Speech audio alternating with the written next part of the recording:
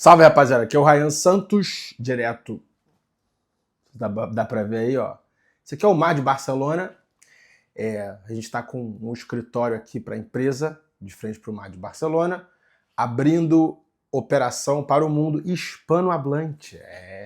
Estamos crescendo, rapaziada. Tanto na parte da mídia esportiva, quanto na parte do conteúdo puro em si. Rapaziada, hoje eu quero falar sobre o eurocentrismo. E o porquê eu acho que esse Mundial da FIFA ele é muito bom para o Brasil. Bom, nos últimos vídeos eu venho falando sobre a influência da Arábia Saudita dentro de uma instituição extremamente poderosa no cenário geopolítico mundial que é a FIFA.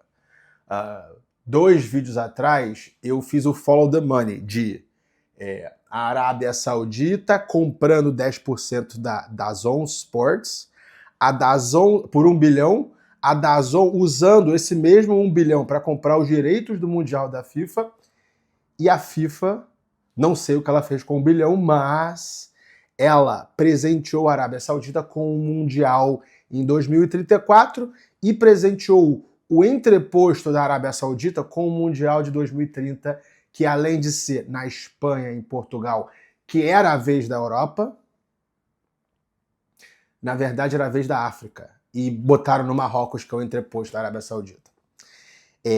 Rapaziada, na ressaca do jogo do Botafogo, que todos vocês, que eu sei, vibraram com aquele gol do Igor Jesus e ficaram na frente da televisão assim, tipo... como se aquilo fosse um jogo da seleção brasileira, e acordaram com um sentimento de caramba, yes we can, sim, a gente pode, que legal, um time como o Botafogo ganhou do grandíssimo campeão europeu, e esse ano, o grandíssimo campeão europeu, ele foi muito campeão, ele foi muito diferente do Inter de Milão, que caiu na final, do Arsenal, que caiu nas semis, tiraram o Real Madrid também, mas assim, o PSG foi muito superior aos outros times. E ao contrário de momentos como o Chelsea em 2022 e o Inter em 2006, São Paulo em 2005, cara, não tem nem 2, 3 semanas que a Champions foi realizada. Então, o time não enfraqueceu, não teve 6 meses para enfraquecer e perder jogadores. Igual o Chelsea, que jogou contra o Corinthians, chegou lá no Japão todo quebrado. Foi um grande jogo para a história do futebol brasileiro. Mas eu consigo ler isso como uma revolução. Revolução é algo que muda não só a mentalidade de um grupo grande de pessoas, mas também de o comportamento dessas pessoas. Eu consigo lembrar da Revolução de 1789 na França, que... basicamente mostrou que o rei está nu e foram as massas subalternas derrubando aquele rei absoluto, Luís XVI, e criando algo novo. E aí uma outra revolução que veio na minha cabeça é a Revolução de 1917 na Rússia, que também bolcheviques, as massas subalternas derrubando aquele que era o poder supremo e absoluto, o czar.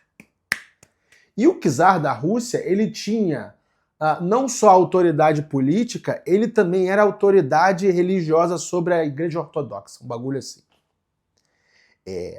Tá, Ryan, o que isso tem a ver com o futebol? Olha só, a gente, no futebol, a gente vive o eurocentrismo há pelo menos há quase 30 anos.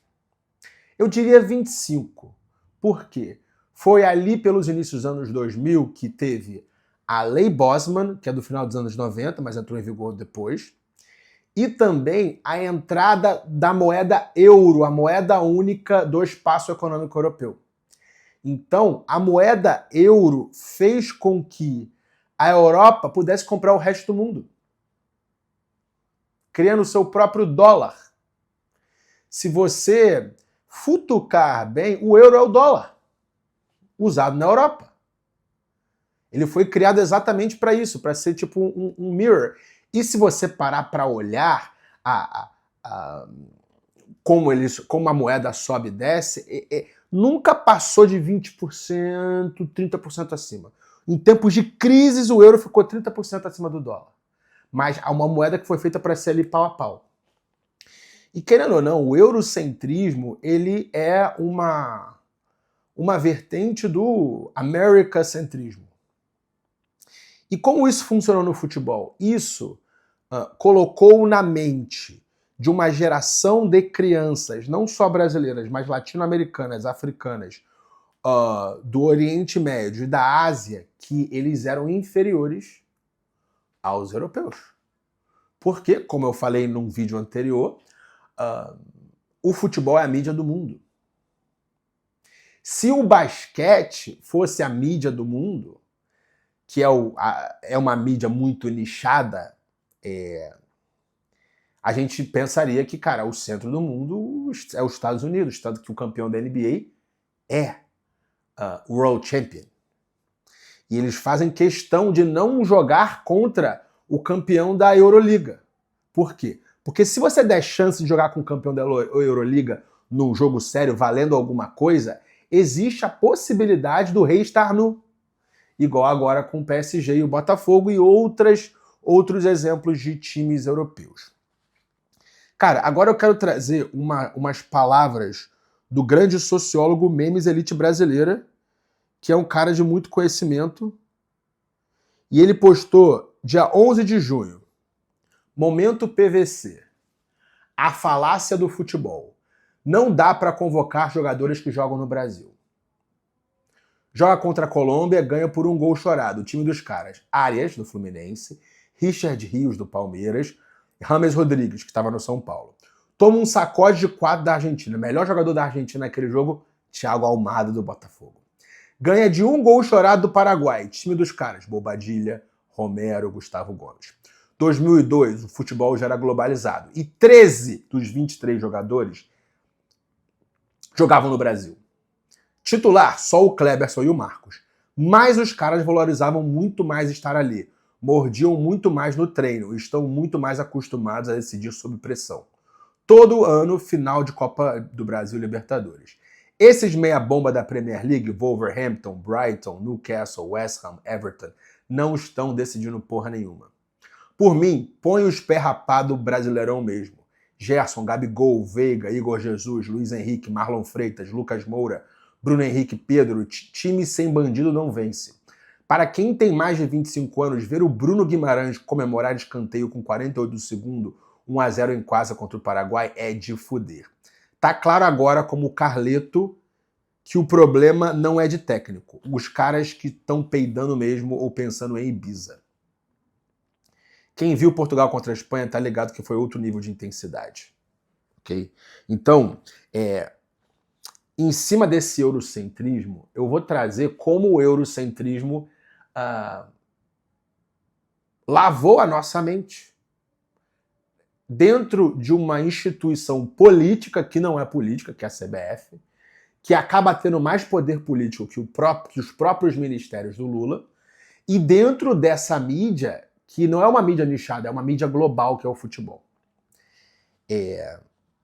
Cara, só o fato de do cara jogar na Premier League, João Gomes, André jogam na Premier League e vão ser convocados.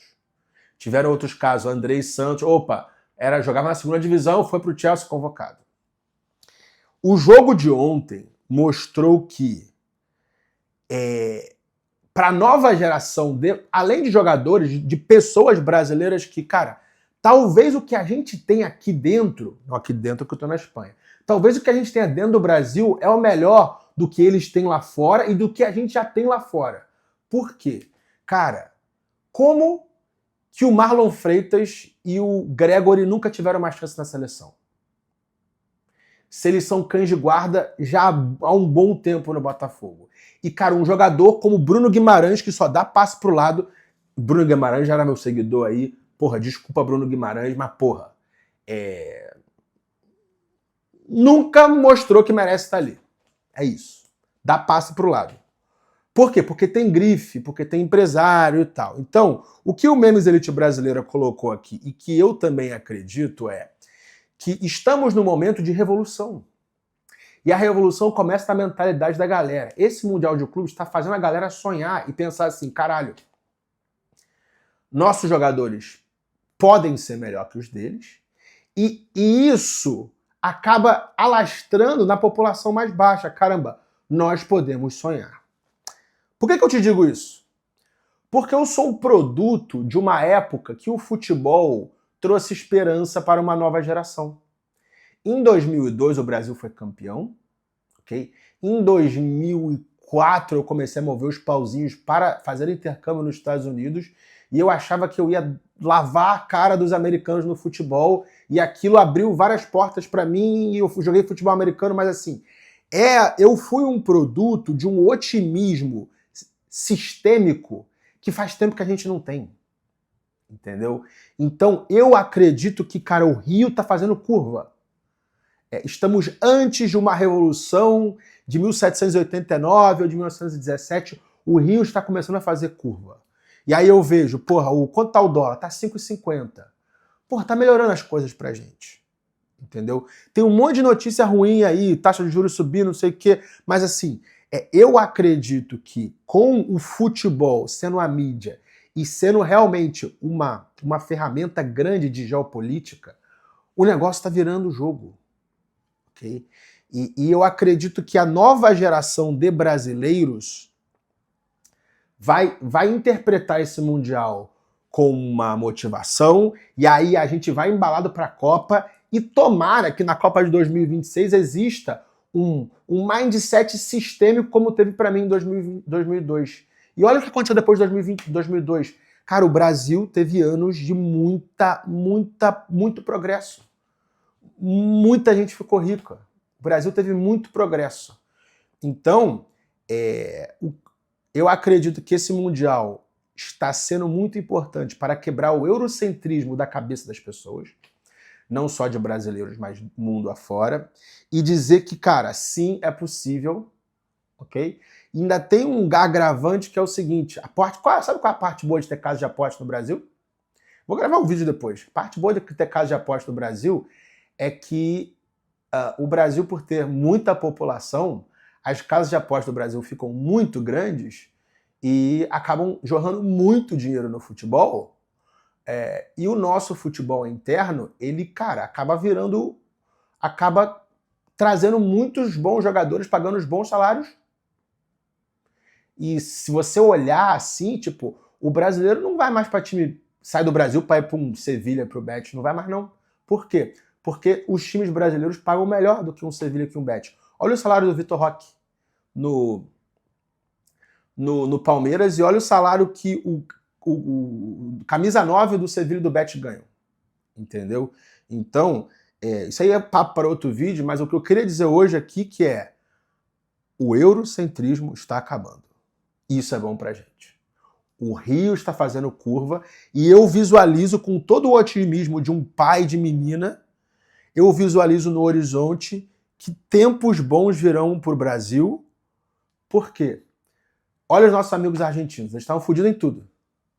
Aí, um lateral esquerdo chamado Renan Lodge falhou, bum, Di Maria ganhou, fez um gol, ganhou uma Copa América. Aí depois ganhou outro, ganhou uma Copa, ganhou um monte de coisa. E, cara, os argentinos, nos últimos 4, 5 anos, mesmo fora do futebol, eles têm uma confiança gigantesca de que as coisas estão melhorando e vão ficar melhores. Entendeu? Então, só faltava isso. Então eu acredito que o gol do Igor Jesus, mesmo sendo do Botafogo, que, cara, é um time sem muita rejeição, que pode ser o segundo time de muita gente, ele teve um valor parecido com o gol do Di Maria para a Argentina. Eu vou parar o vídeo por aqui, tamo junto, é só o começo.